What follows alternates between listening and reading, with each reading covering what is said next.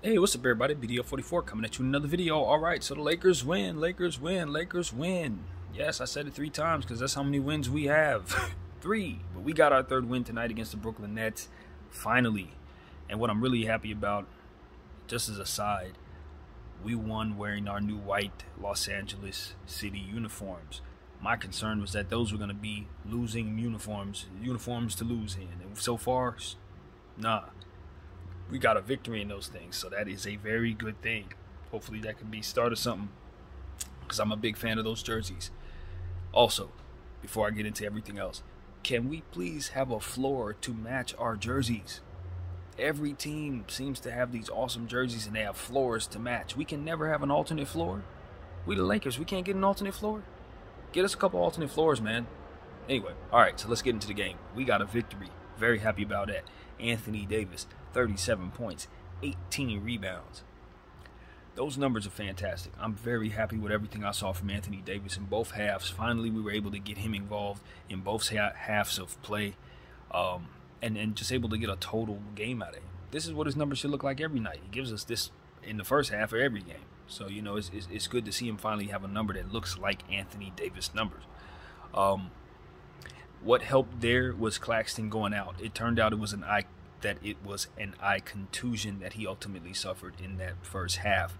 If you guys saw my halftime video, I kind of told you guys that it was kind of weird what happened to him. He got hit in the face and then he seemed like he was despondent. I don't know if he was having a concussion or if he was upset or what. It turned out his eyes was messed up. So hopefully he'll be okay, man. In regards to that, you hate to hear about that. You probably have to put on some goggles. But so what that did was remove any center from the floor, because like the Clippers, they only have one center in rotation. So you remove him and bam, Anthony Davis is able to eat. So this is the same dynamic that I wanted us to take advantage of in regards to the Clippers. You get that center off the floor. Same thing with the Blazers. Get the center off the floor, because these teams are tiny after that. After the initial center, those guys have small ball teams. So you just got to get the center off the floor and then let AD eat. So we were able to finally see that happen for ourselves, even though Claxton, unfortunately for him, it was an injury. That was the dynamic. You see exactly what I've been asking us for us to do. Is just get that center out of the way so we can attack teams in the paint like we're able to do. So that is something that I was ultimately very pleased to see occur, even though ultimately it had to happen in an unfortunate situation. Kevin Durant, you got to give him credit. Obviously, it's Kevin Durant. Gave him over 30 points, 9 rebounds, 9 assists, or 7 rebounds, something like that. Big numbers for him, but it was just a one-man band. That team, the Brooklyn Nets, unfortunately, with them missing the pieces that they're missing today, they just didn't really have much of anything to attack us with, to be completely honest with you. I mean, they had a couple guys try to do some things here and there. Edmund Sumner stood out tonight. Cam Thomas was aggressive but inefficient. Watanabe was a player who was able to attack very well, did some good things there, slashing at the basket, but they're just, like us, a very, very top-heavy team, and a lot of the money that they have is put in places that it has no business being in. Players that just simply can't help them as much as they need them to. So these are the 2 worst put-together teams in the league, and we just so happen to get the victory tonight because of it. We've been running into a lot of really, really good teams, and we're used to a certain difficulty. Let's just be honest. We're used to teams coming in and being snap, snap, snap, quick, snap, snap, snap, defensively and all that, shooting super high efficiency, lots of them. I mean, you run into a team like Utah, shoots above 50% and drops 130 on you twice in 1 week. You know what I mean? It's like you run into a Nets team that ain't really playing no defense, barely only has one guy shooting the ball. You got to wear them out, and that's exactly what it was. We just used to playing against more talented teams, and you bring a Nets team that ain't really all that good, man. We're gonna match their intensity. We're gonna exceed that intensity, and we're gonna win. So that's exactly what you saw. A Laker team that needed a win, coming up against a team that they were capable of beating. You know, and they just don't play that great at basketball, man. Even though they have Jock Vaughn, and it's gonna take some time for him to implement his system. And they're coming off a back-to-back, so there's a lot of excuses you could shoot the Nets, but at the end of the day, without a center, it just leaves AD wide open to just eat, and that's exactly what he did. So I was happy to see it, obviously. And then you got to give a lot of credit to the rest of the Lakers, of course. We had a lot of guys who assisted well in that situation, starting with Russell Westbrook, setting his team up. He had 10 assists. I think he had over 14 points or something of that nature. So he was close to a double-double tonight. You know, he didn't get the rebounds, but close to a triple-double, rather. But, you know, he looked like himself. This was one of the first games where I can honestly say Russell Westbrook was able to play a full game where he controlled the tempo, he got guys involved, and unlike last year, he had his kind of guys on the floor, guys he could dump the ball off to, guys who play well off of him, etc. So it just looked like a nice, cohesive game out there for Russell Westbrook, even though we had some of the struggles there with the efficiency. I think he was like 4 or 15 or something like that. So, you know, the efficiency, missing shots was a thing, but that really wasn't what I was grading him on. It was more so how he was running the floor with others and ultimately the plays he was making for players. Those 10 assists really stood out. And then, of course, the defensive plays made, the block that he made on KD in the first half, really, really, really spectacular stuff. The dunk that he had flying down the lane, one-handed jam, as I tell you guys, that explosiveness is still in him. And you can see it, you know, when he gets his confidence going, he finds himself playing like himself in situations, he's still capable of doing the same stuff that he was capable of doing years ago, y'all. I'm not kidding. He's very much capable. A lot of what was wrong with him was systematic and psychological, because you could see it in how he moves around. The athleticism isn't gone. Father Time has met him, but not in a way that makes it so that he's still not a hyper-effective athlete. And that is key. So when you consider what it means to be a $47 million player, is he giving you $47 million worth of basketball? Not while he's not playing well. But once he gets his mind right, if he ever starts to slow down and play basketball better, just basketball better, his athleticism is still special today. That's what I'm telling you. His athleticism is still special today. His strength is still special today. He can still keep up with young players right now. So that's the main thing, is just making sure his mind, his confidence, and his system is right around him. If all of those things are in place, Russell Westbrook still yet may make another all-star team before he retires, is what I'm telling you. And I ain't kidding. I am not kidding at all. We saw glimpses of that now. He just needs to continue to work on his mind. It's him here that he needs to continue to get his confidence, find himself again. And I think tonight may have taken some steps in the right direction. I do truly believe his future is off of this team. But if for some reason he's able to just run the team like he is tonight, it would not be long before he would have control over the roster once again, just like he did in Washington. You know, he just needs to be given an opportunity to do what he did tonight, every night, and not have any care given to his inefficiency and turnovers. When you just let him be free to get back to being who he is, he will do that again. The numbers will come back. The rebounds, the assists, you can see it. It's all there. And the three-point shot is coming back around. So it's like, I think the great turnaround is coming for Russell Westbrook. I don't know it's possible here, though, because of the presence of LeBron James and how he takes away from him, and they don't play well and all that different stuff with each other. But AD and Russell Westbrook play great off one another. And now, of course, some of these other guys that we talk about on the team today play well off of those two who play well together, if that makes any sense. So I'm seeing this synergy there without LeBron James that I really, really like. I ain't gonna even front. I don't think it's something that you can win with, but I do think it's something you can win games with. And we haven't been able to win games. So I think you couple that with everything that has happened with the team being so bad three-point shooting wise, and that dynamic that's now in place where they're able to be more careful shooting the rock from behind the arc.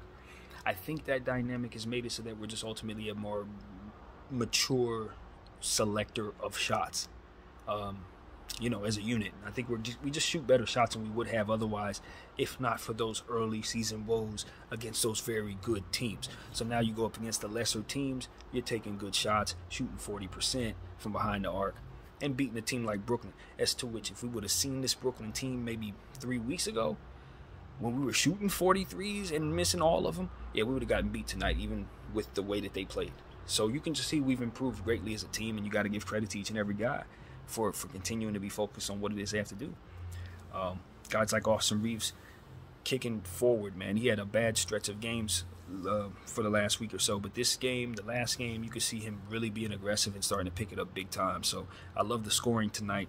Overall, the plus minus was there, and he was a big part of what went right. Also, Troy Brown, we talked a lot about Troy Brown's woes and how he'd been playing poorly these last couple games. He looked really good in this particular game as well. Plus minus was fantastic. So these type of things matter, you know what I mean? When you're playing defense well and you're ultimately taking care of what you need to take care of, it definitely shows. Unfortunately, we had some guys who struggled tonight. Patrick Beverly and Kendrick Nunn were especially terrible. I ain't gonna sit up here and pretend like they were killing it for us in this victory. We really need to continue to shuffle guys around and try to see what works, because the game got really close there when we were trying to run those two down there together. Struggling players together is just a bad combination. But I saw some good things from some other guys. We're going to keep on pushing it forward. Wenyen Gabriel was a big help in the first half, particularly doing things that helped. I mentioned earlier, guys just tend to dribble the ball off their foot when he's guarding them for some reason. I was just kind of saying that as an aside. And at the 3-minute mark in the fourth quarter, that actually happened. I was laughing, but it's one of those things where it's like he really is active. He kind of just gets involved in 50-50 balls and things of that nature all of the time. Offensive rebounds, things of that nature all of the time. And so he complements AD well. He complements Austin well and these different guys, Russell Westbrook well. He finishes plays for these guys on the pick and roll. It dives well and just tends to have good touch around the rim. So all of this stuff just caters to why I've been calling for the Lakers to play him and play him and play him and play him. And I thought tonight he finally got the numbers and the minutes that satisfy what I've been asking for. This is the way you play Wenyen Gabriel. You give him the amount of minutes tonight that you give him, and you're going to get the production that you saw. He's going to help your team no matter what really is going on, and that's ultimately what it's about. The things that we're looking for from JTA and some of these other guys, the Wenyen Gabriel's the guy to get that from. That's pretty much what I'm here to say. What else? Some other things that went well, man. You got to give the credit to Anthony Davis with the offensive rebounds. It was pointed out that he had like 10 offensive rebounds in this game. This is phenomenal. You love the fact he was able to take advantage of the lack of size out there.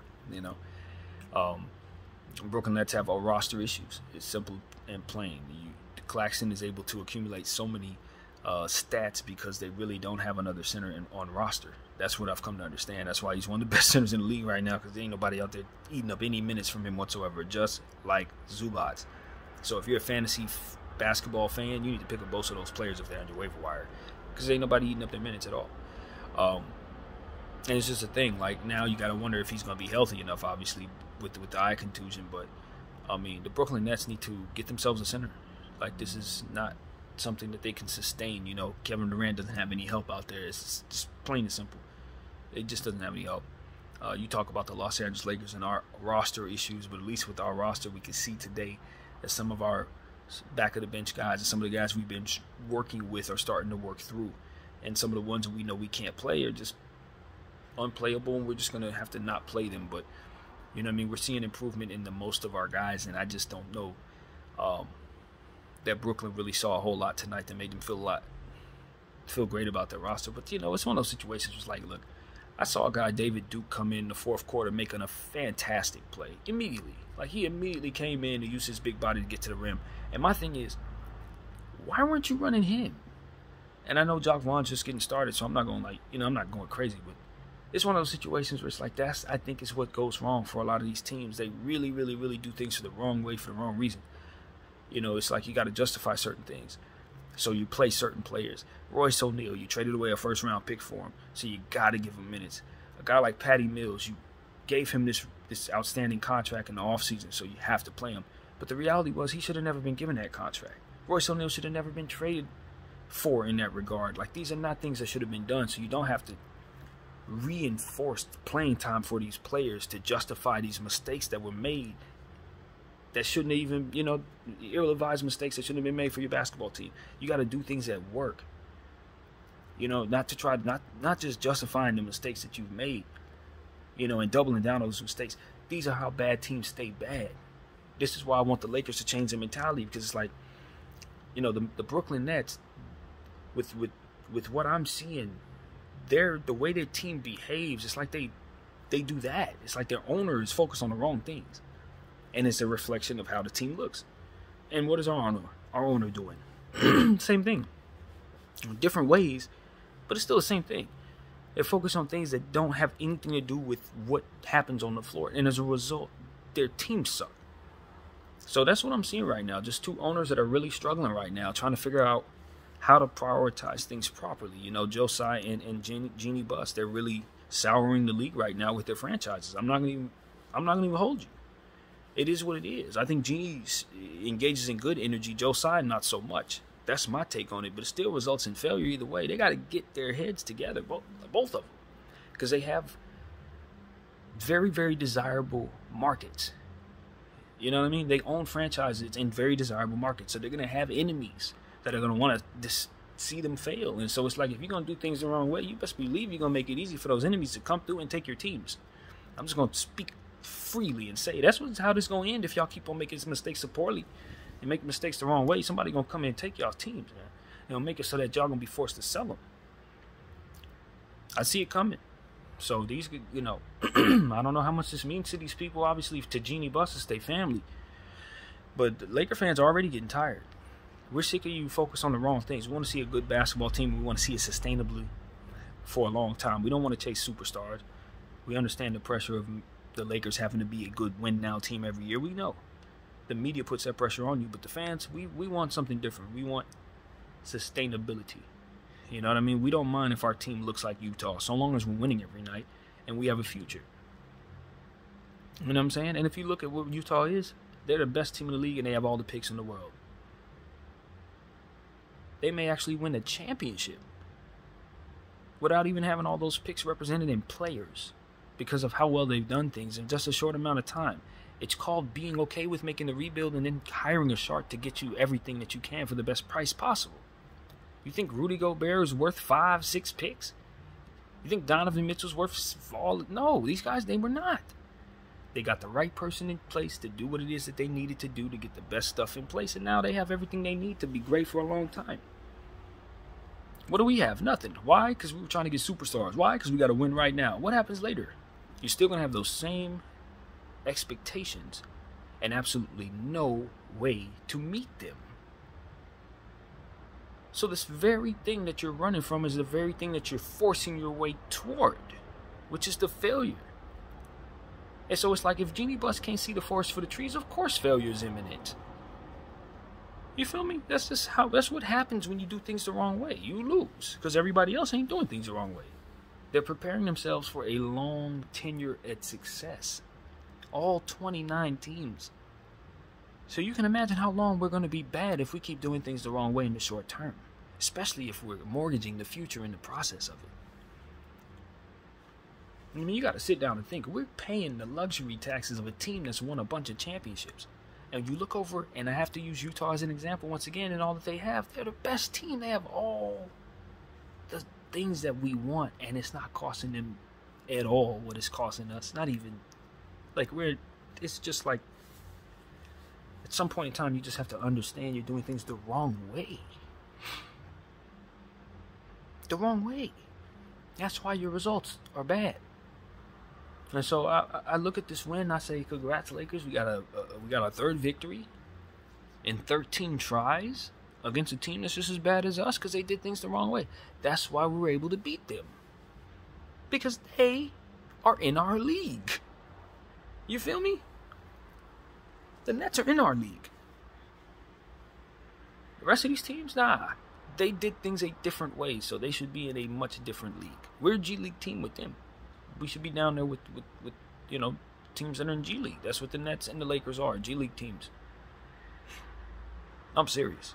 I'm dead serious. And you look at some of the talent, yeah, they're not even, some of the talent ain't even as good as some of the G League talent. This is not insulting. This is the truth. This is a very, very harsh truth. So, did we get our third win? Yes. Did we get it against a good team? No. We got it against one of the worst teams assembled, just like us. And so we should be very pleased that such another team exists so that it's possible for us to get victories. It's God's honest truth. Shout out to the guys who work hard, man. Guys always work hard. Guys sweat. Guys are out there pushing. It's about whether or not they have enough to help one another at this level. And on most nights, a win like tonight, I'd say no.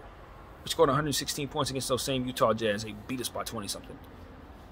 So what you did tonight ain't enough most nights. But it is against a team that's owned by Joe Tsai. When he's focused on taming people and all kinds of other stuff don't make no sense. Putting people together for the wrong reasons and stuff. Like, that man's focused on everything but how horrible his team is. You know the Nets just handed us our 3rd victory. Like, that's what we're talking about here. And he over there trying to figure out how he can go back and forth to tame Kyrie Irving into being a better person or whatever the heck he thinks this is. I'm just sitting here like, man, your team is a reflection of you, sir. And Genie, same thing. You're over here keeping Russell Westbrook, AD, trying to make everybody happy, and they just losing for you. They losing real bad for you as a result of you having such a heart for them. And you want to keep all these people around that are talking to you, telling you to run your team into the ground. You're following them, and it's giving you that result.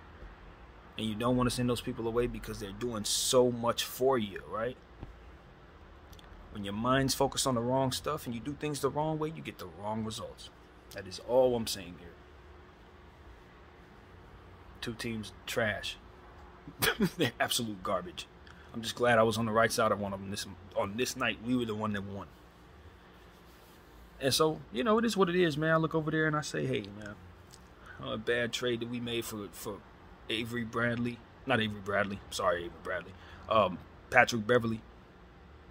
It looks the way it was supposed to look when you do something like that. He out here just bricking every 3 he take, looking terrible as ever.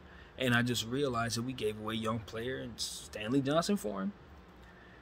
When you do things the wrong way, you get the wrong results. Look, Kendrick Nunn gave him our mid-level exception last year. He's set for the whole season with God knows what injury. Came back and is awful. One of the worst players he could be playing for our team.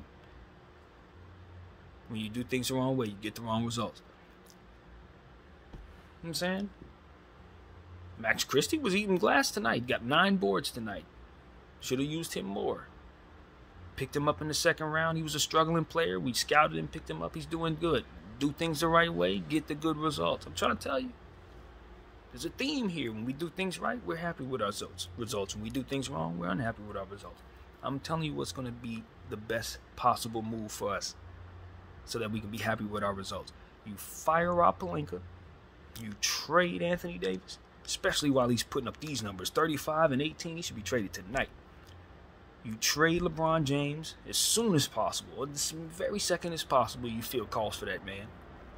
And you get back all the picks possible. You keep Max Christie. You keep Wenyen Gabriel. You keep, all these guys, Lonnie Walker. Keep all the guys that are dirt cheap together. You re-sign Russell Westbrook at a dirt cheap price. Because if he's talking about anything more than $3 million next season, no, bye. But if he wants to come back for cheap, you bring him back for cheap. And then you proceed to tank. You tank, man. And you get the value that you're supposed to get from making better decisions than you've made in the past. And you use the picks that you've gained in trade to get the talent necessary to make your team better. You either draft those players or you trade those picks with those players that you make better, and you start the process of getting better. But this, what we're doing right now, this is the way you start off horrible, and then you proceed to go to hell from here. Like, it don't stay this bad, it gets worse. That's what I'm trying to express. If I thought it was just this and then that's it and we'll be fine, I would have a different conversation. But what I'm telling you is, it gets a lot worse from here. You thought 2 at 3 and 10 was bad?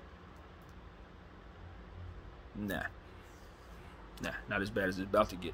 When you start living those years, you don't have no picks, but you also don't have no Bron. Yeah, you ain't seen how bad that get. It don't have to happen, though.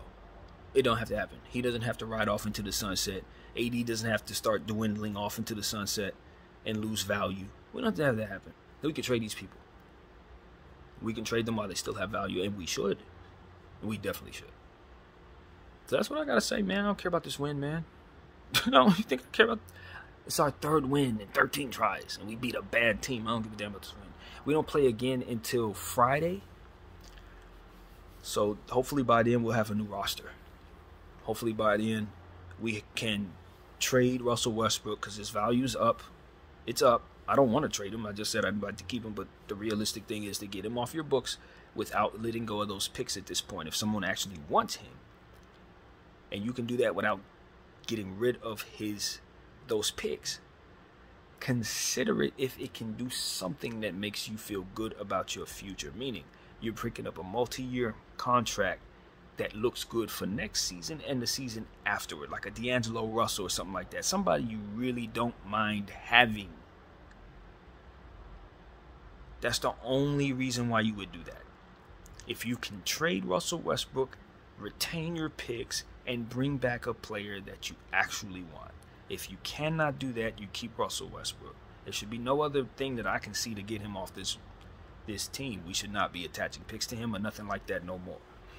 And certainly not bringing back bad contracts to dudes we don't want for multiple years. My God, please don't do this. Don't do that. So that's what I'm saying, man. These are the type of things I'm like, man, hooray, we beat a bad Nets team without Claxton on the floor. Hooray. Anthony Davis was able to shoot over people that were half his height. That is what he's supposed to do.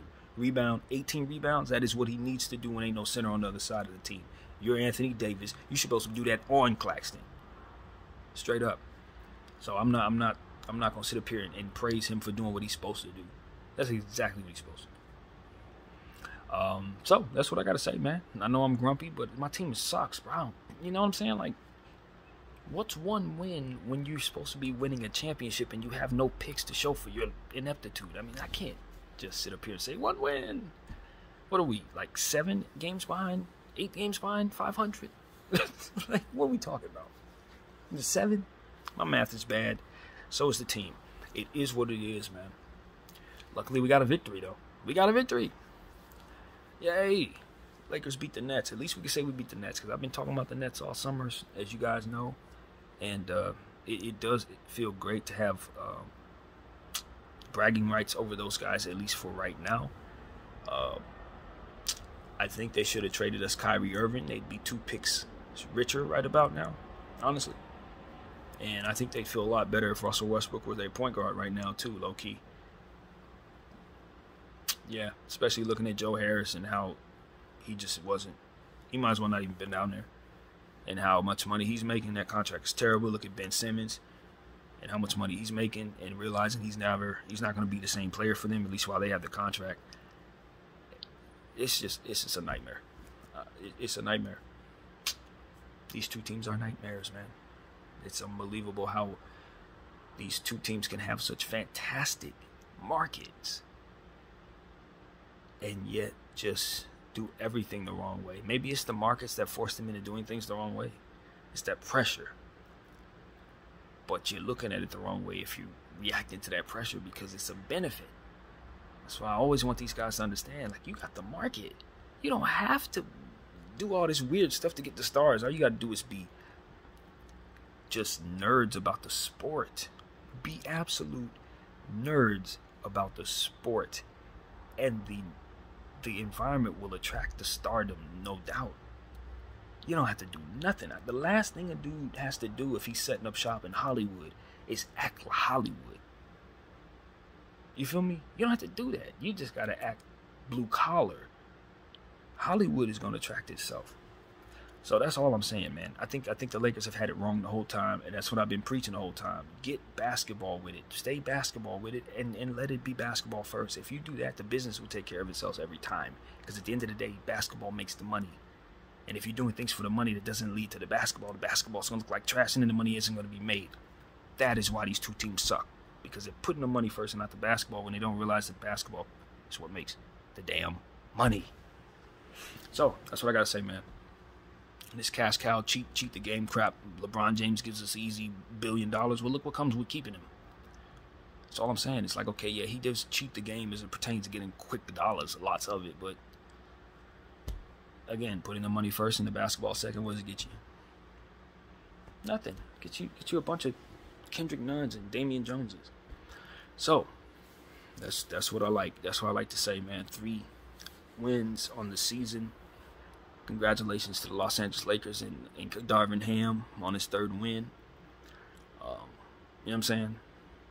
It's one of those things where it's like I look back on how they were celebrating that first win in the locker room, jumping around. I remember how angry I was after the win.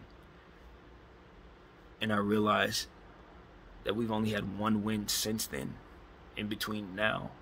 And this is our third win, and I'm pissed off after this one too.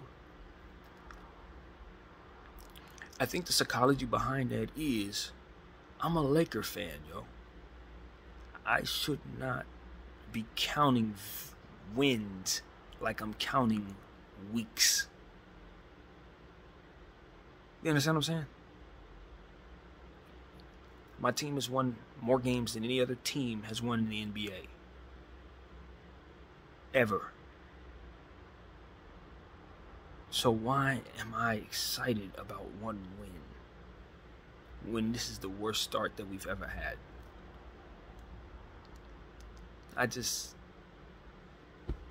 see a bigger picture, and I understand that we're nowhere near respectable. Nowhere near it. And if I thought we beat a team that was anywhere near respectable, I'd feel a lot better about it, but they're just as trash as us. And we got a whole week to think about it. At least we won the game. We got a whole week to think about it. And then we're running into a Detroit team that's been struggling, even though they got some serious athletes over there. And it's a week. I don't know what their schedule looks like, but a week from now, I'm pretty sure Cade Cunningham will probably be back because he's out right now with injury. So, you know, practice time, Lakers. Practice time. Study what worked. I want guys to hit the weight room hard, get rest if they need to. Bron James, rest up. Get your mind right, get your soul right. Figure out where you want to be mentally for the rest of the season, because you're definitely going to be in purple and gold. And, you know what I'm saying? Hopefully this victory can be good for him too, even though he wasn't a part of it. At the end of the day, every win and every loss attached to his name. So he needs this team to win. And he needs to be a part of it. It can't be addition by subtraction with him. And that's exactly what this was tonight. I thought the team ran better basketball. I thought guys got better looks. Guys got better rhythm because LeBron James was not shooting long threes, taken away from the offense. I want him to understand that. And I want him to help us by not doing it. I want him to take those same threes, and I want him to run these same plays we saw tonight so the guys can feel more a part of what they're doing when he's on the floor. It should not be a situation where Russell Westbrook needs you to sit down in order for him to play well, bro.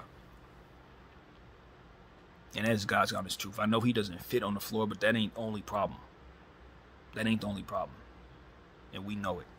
We got to get that aspect of this together. There should be no reason why that Hall of Famer can't play with that Hall of Famer, even if they both can't shoot the damn ball. Enough. Somebody needs to say that. They need to get their crap together. So that's what I got to say about those two. I know I can sense the energy between them ain't good. LeBron James and Russell Westbrook. I can sense it. They need to get together. So, anyway, that's that. Love what I saw from AD. Like I said, you take advantage of what you're supposed to. You're never going to get any complaints out of me. Stay healthy. And, yeah, man. Lonnie Walker deserves a lot of credit. It's a fantastic offensive performance. That dude kicked butt for the Los Angeles Lakers. I kept telling y'all, we kept hearing all about what he cannot do. Oh, Lonnie Walker can't defend. Oh, Lonnie Walker's the worst defender. And I just kept saying to you guys, I don't want to hear nothing about what Lonnie can't do. I don't want to hear it no more, because he was raised in Popovich's system. And he's been coached by the best. And that boy has a lot of natural talent. So I just want to see what he can do, because I'm hearing too much about what he can't do. And it just seemed like that wasn't the energy given to every new Laker. Everybody on this team is of a certain caliber. Why was he getting that type of hate? It just felt funny to me. But nevertheless, he's been able to silence all those people because he's playing well for the Los Angeles Lakers. He picked up right where Malik left off. And he is using this opportunity to make a name for himself as a scorer. And I think that's what we're seeing. He is fantasy relevant. If you're a fantasy basketball player, a fantasy owner, you might want to pick him up right about now because he's getting the looks. He is getting those attempts, and he's making it happen with the efficiency. The three ball is now starting to fall. I was really happy with that. And this is just a fantastic player. He makes plays for other people as well.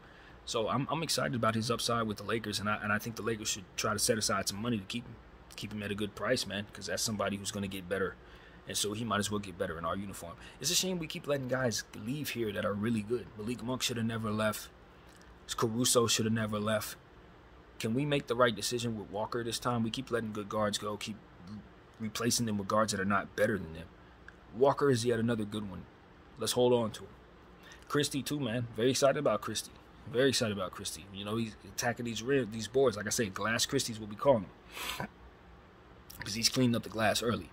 I don't know what he's going to develop into, but as long as he continues to rebound the ball, I'm excited about him. He's reminding me of a guy by the name of Keldon Johnson in San Antonio, who kind of did the same thing. Wasn't really doing a whole lot early, but made his name for himself by just continuing to use his body to rebound the ball. He's also reminds me of a guy by the name of DeJounte Murray and how he's shaped right now as it pertains to what his body will eventually develop into. The same thing I said about DeJounte Murray when he first got into the league, kind of scrawny, but he was built a certain way. I'm like, yo, as soon as he starts feeling into his body, he's going to be a star.